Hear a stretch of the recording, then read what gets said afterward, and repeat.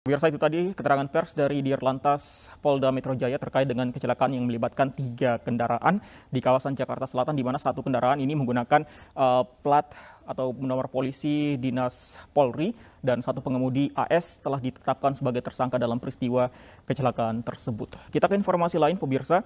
Ini pernyataan YouTuber Muhammad Kece menuai kecaman karena dianggap telah menistakan agama. MUI pun menyebut pernyataan YouTuber itu telah melampaui batas dan memicu perpecahan umat. MUI mengecam gara-gara ini ditampilkan di publik. Katanya Al-Quran untuk semua manusia. Kenapa ditampilkan, disiarkan Muhammad dekat dengan jin gak terima?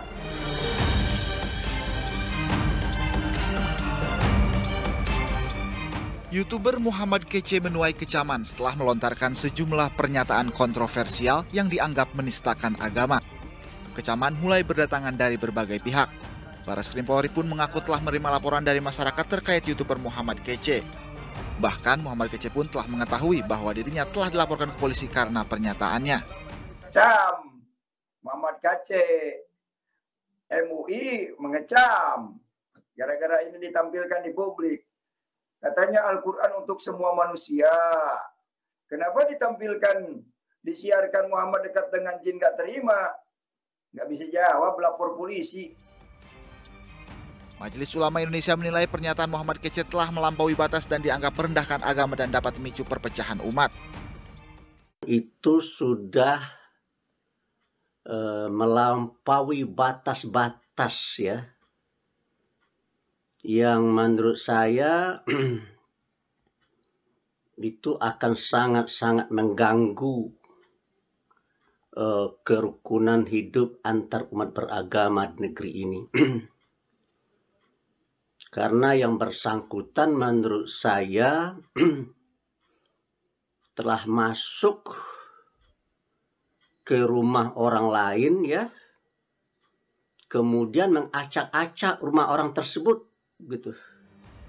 Sementara itu, Menteri Agama Yakut Khalil Qaumas menegaskan bahwa menghina simbol agama adalah pidana. Menag meminta para penceramah agama tidak menjadikan ruang publik untuk menyampaikan pesan berisi ujaran kebencian maupun penghinaan.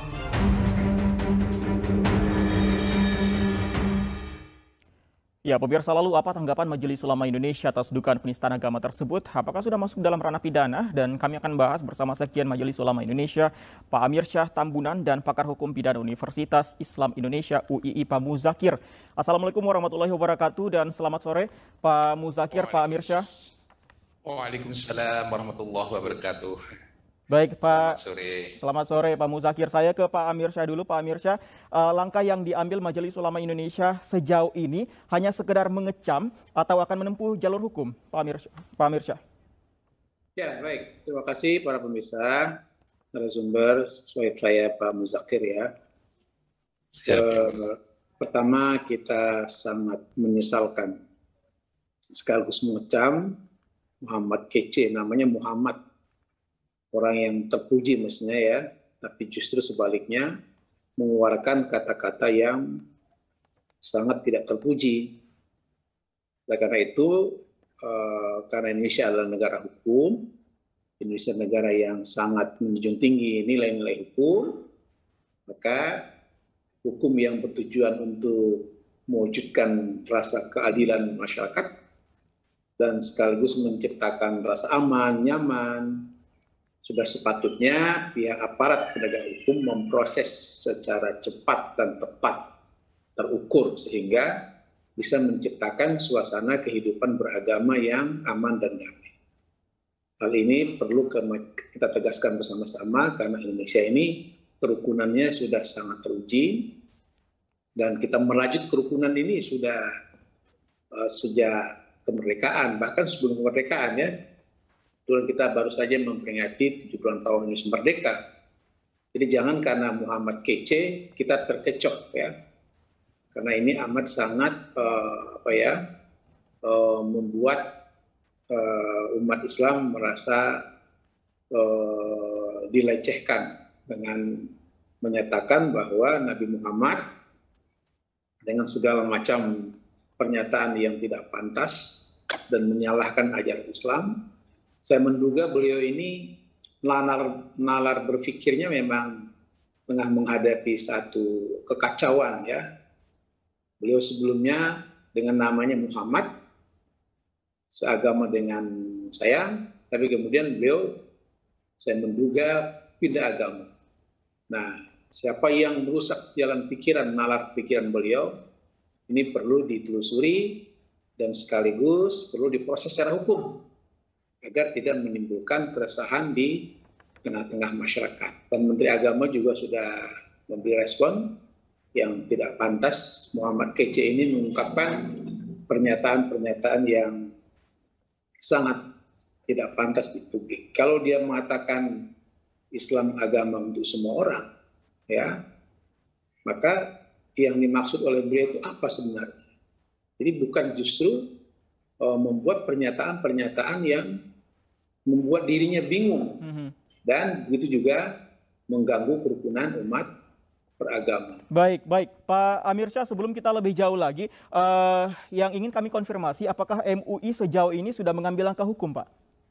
Ya, jadi sudah ada pihak-pihak yang memang melaporkan kepada penegak hukum, dan kita mengapresiasi laporan-laporan yang dilakukan oleh para pihak itu, yang sebenarnya nanti Pak Muzakir lebih jauh menjelaskan bahwa ini sebenarnya bukan delik aduan ya. Kenapa? Karena ini sudah jelas, tegas di dalam media sosial yang sudah diketahui banyak orang ya. Jadi sudah sepatutnya beliau ini harus diamankan. Sebab kalau tidak diamankan, saya khawatir nanti masyarakat ya di mana beliau ini ketemu buat hakim sendiri, tindakan hakim sendiri itu tidak. Ya kita berharap janganlah masyarakat. Saya ini Mas ya sudah banyak menghadapi persoalan semacam ini. Yang sebelumnya ada juga salah seorang tokoh yang saya kira juga banyak mereka di media sosial ya. Baik. Saiful Ibrahim misalnya. Baik, berarti Pak Muzakir sejauh ini yang melaporkan adalah pihak lain, MUI belum melaporkan kasus ini. Tapi yang dikecam, poin mana dari konten tersebut yang dikecam oleh Majelis Ulama Indonesia, Pak Muzakir? Jadi begini, yang saya ingin sampaikan begini ya, mungkin tak kronologi dulu baru kemudian saya akan ngomong tentang masalah aspek hukum pidananya. Yang pertama, ini kalau itu benar, ini namanya juga Muhammad Kece gitu ya. Jadi berarti dia itu mungkin ada silsilahnya, silsilah dalam arti hidupnya itu pernah beriman kepada Allah gitu ya. Paling tidak ada orang tuanya beriman kepada Allah sehingga memberi nama Muhammad gitu ya. Yang kedua, kalau itu benar bahwa dia adalah pernah beriman kepada Allah, artinya masuk agama Islam, dan kemudian keluar dari agama Islam dan mengikuti agama yang lain yang diikuti sekarang ini, itu sah-sah saja dari sisi kehidupan kebebasan beragama itu sah ya. Saya ulangi lagi, itu adalah sah haknya privasi orang yang bersangkutan. Yang tidak boleh dalam satu konteks pindah agama itu adalah kalau sudah pindah agama, dalamilah agama yang Anda anut yang baru. Yang kalau Anda sudah tidak percaya pada agama sebelumnya, tinggalkan. Juga nggak apa-apa, itu pilihan pada yang bersangkutan gitu ya. Tetapi yang tidak boleh kalau sudah pindah agama, mencaci maki, menjelekkan, memelesetkan, atau menggunakan ajaran-ajaran yang diimani sebelumnya dengan cara-cara yang melecehkan agama lain. Itu yang tidak boleh. Gitu ya. Melecehkan itu seperti apa ya? Seperti yang dimuat di dalam itu dikatakan, status Muhammad katanya dikelilingi oleh jin, dan dalam Al-Quran tidak disebutkan di situ bahwa Muhammad itu jaminan masuk surga. Muhammad nggak akan bisa masuk surga dan sebagainya gitu. Ya jelas dah, kalau sudah tidak beriman kepada Allah, tidak beriman kepada Muhammad Rasulullah, itu dalam prinsipnya bahwa ya pastilah seluruh ajaran agama Islam adalah sesuatu yang salah. Nggak apa-apa, silahkan aja, nggak apa-apa, asalkan nggak beriman kepada Allah ya tidak apa-apa. Itulah inilah Pak Muzakir, inilah yang menjadi dalih dari pemilik konten tersebut, Muhammad Kece, yang menyatakan setelah mengeluarkan ucapan tersebut menyatakan bahwa dia hanyalah merupakan bentuk kemerdekaan berpendapat. Tanggapan Anda? Kalau itu sudah tidak, kalau itu sudah keluar, Anda jangan ngomong agama sebelumnya, Anda sudah tidak beriman. Apapun yang dalam ajaran agama Islam, dalam Al-Quran, As-Sunnah, Al-Hadis itu, pastilah dianggap sebagai tidak ada apa-apanya. Dan itu salah semua. Yang benar adalah yang diimani dengan ajaran agama yang baru mereka yang bersangkutan gitu. Nah, tugasnya apa kalau sudah keluar dari agama? Ya, tugasnya mendalami agama yang baru. Ya sudah, yang agama yang lama ditinggalkan. Sudah, kalau itu tidak menjadi masalah. Tetapi jangan mempublikasi agama yang sudah tidak diimaninya kepada publik, seolah-olah haknya dia menyampaikan publik.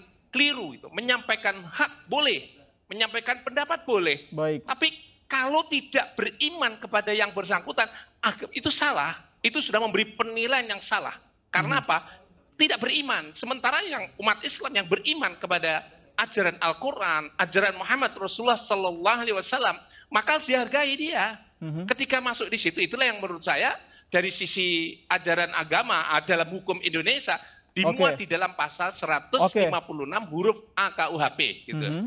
Berarti ini poinnya sudah masuk penistaan agama, Pak?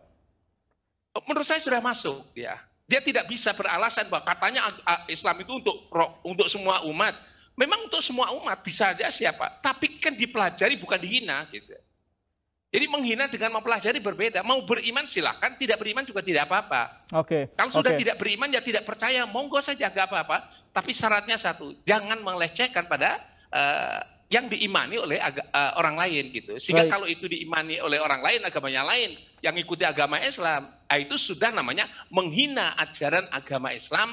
Kalau mencaci maki orang yang beragama Islam, itu namanya menghina terhadap golongan karena agama gitu.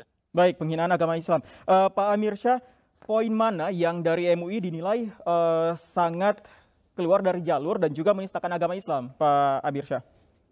Ya, jadi ada dua hal ya. Pertama, kemerdekaan memberikan pendapat itu dijamin oleh konstitusi, peraturan perundang-undangan ya. Tapi perbedaan pendapat yang bertanggung jawab. Nah, yang kedua, bukan perbedaan lagi menurut saya ini, yaitu sudah penyimpangan. Jadi perbedaan betul harus dihargai, dihormati ya. Itu namanya toleransi. Perbedaan agama, Islam, Kristen, Hindu, Buddha, memang beda. Itu namanya kebinekaan yang harus kita hargai.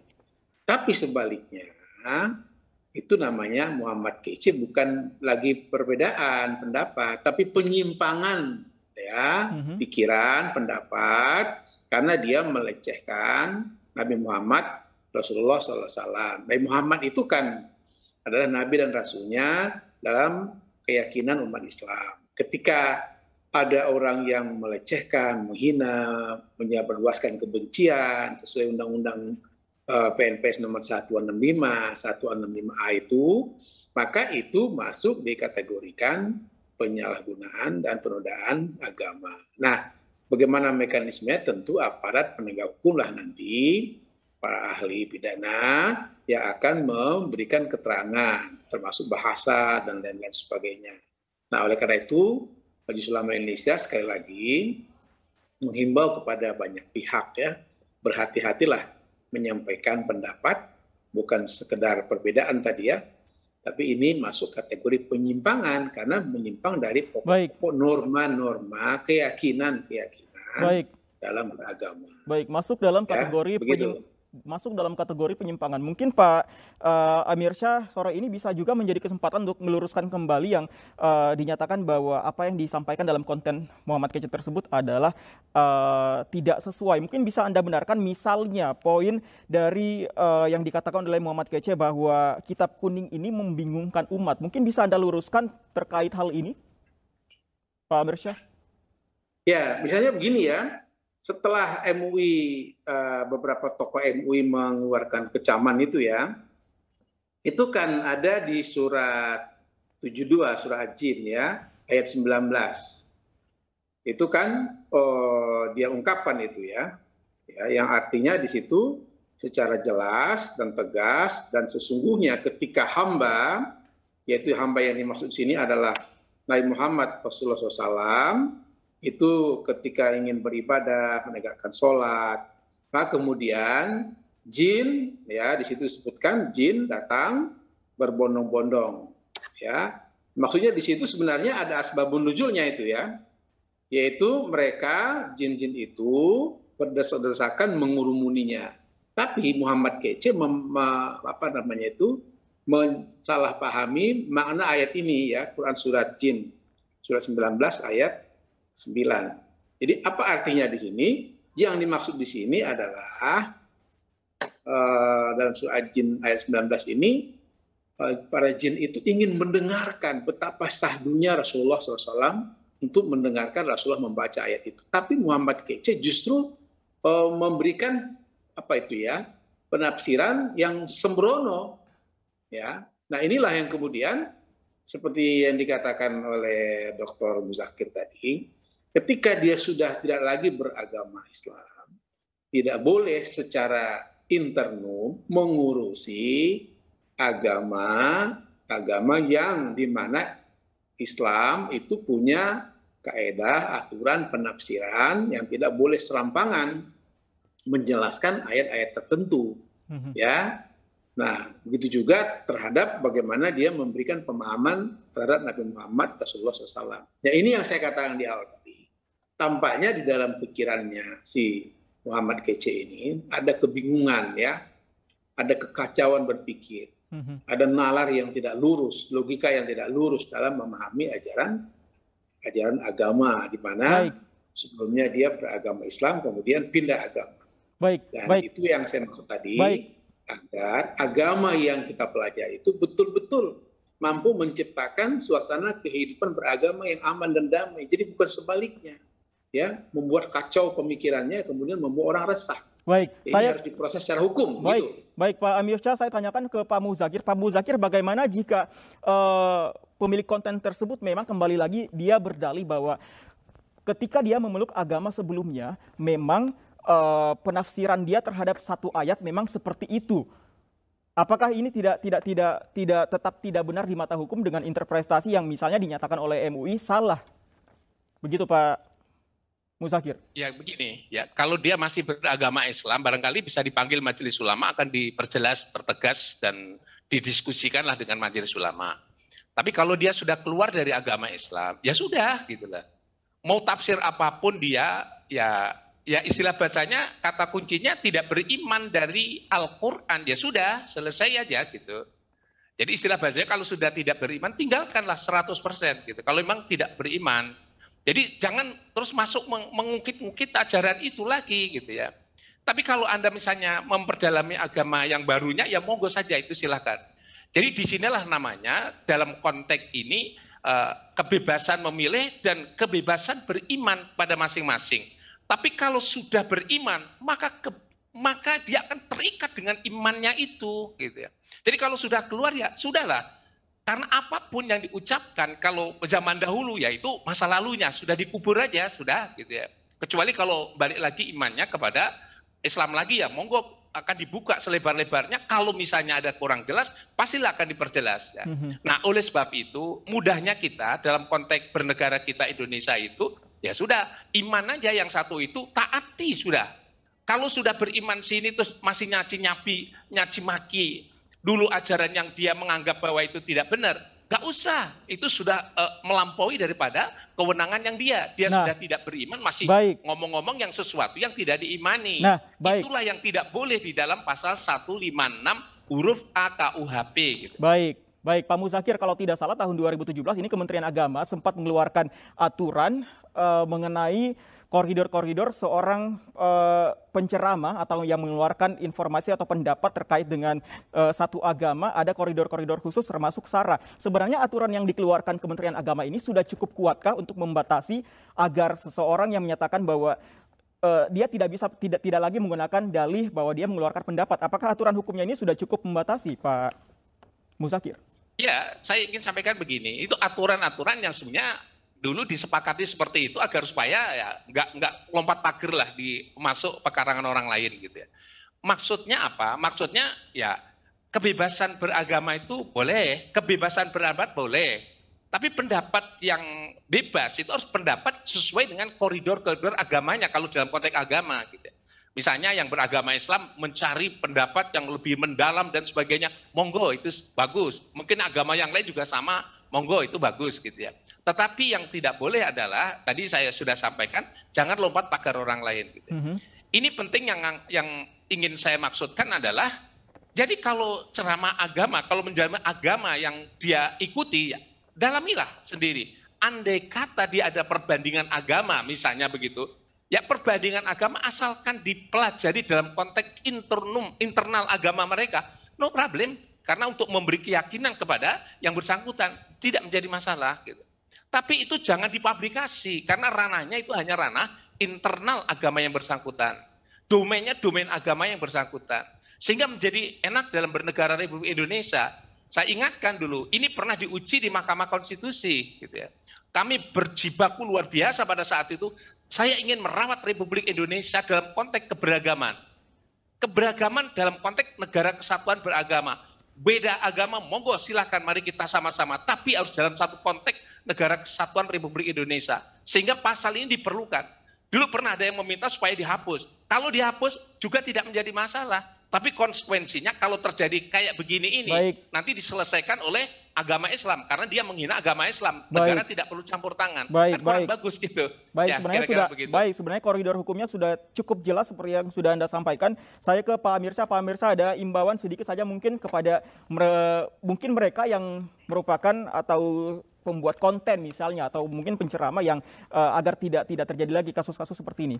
Pak Amirsyah. Ya, baik, terima kasih. Saya ingin menghimbau dua hal. Ya, pertama, bahwa merawat kerukunan umat beragama di Indonesia ini sudah berlangsung lama, yang harus kita pelihara, yang harus kita jaga.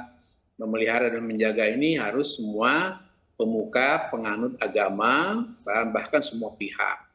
Ya, dengan tenang, aman, damai, itulah sesungguhnya salah satu hakikat kita beragama itu, ya. Nah, sebaliknya jika ada kerukunan yang terganggu, tentu harus kita selesaikan dengan koridor hukum. Kenapa? Karena Indonesia ini adalah negara hukum yang menjunjung tinggi nilai-nilai keadilan dalam rangka penegakan hukum untuk menciptakan suasana kehidupan beragama. Nah, sekarang timbul pertanyaan, apakah beliau merasa salah atau tidak? Kalau menurut saya, malah setelah ada pernyataan tokoh-tokoh MUI, malah beliau melawan, ya, atau menentang gitu ya. Menentang itu berarti tidak ada etikat baik beliau untuk untuk menciptakan kerukunan beragama di Indonesia. Nah, karena itulah kita mendorong aparat penegak hukum supaya segera diproses secara hukum. Baik, kita akan tunggu bagaimana kasus. Mudah-mudahan masyarakat dalam keadaan tenang, tidak terprovokasi dengan pernyataan-pernyataan beliau. Terima kasih. Baik. Pak Amirsyah dan Pak Muzakir, sayang sekali kita dibatasi oleh waktu. Terima kasih sudah bergabung bersama kami. Wassalamualaikum warahmatullahi wabarakatuh. Selamat sore. Waalaikumsalam. Pemirsa, akses jalan minim ibu hamil ditandu sejauh 37 km menuju fasilitas kesehatan di Seram bagian barat Maluku. Kami kembali dengan informasinya usai jeda.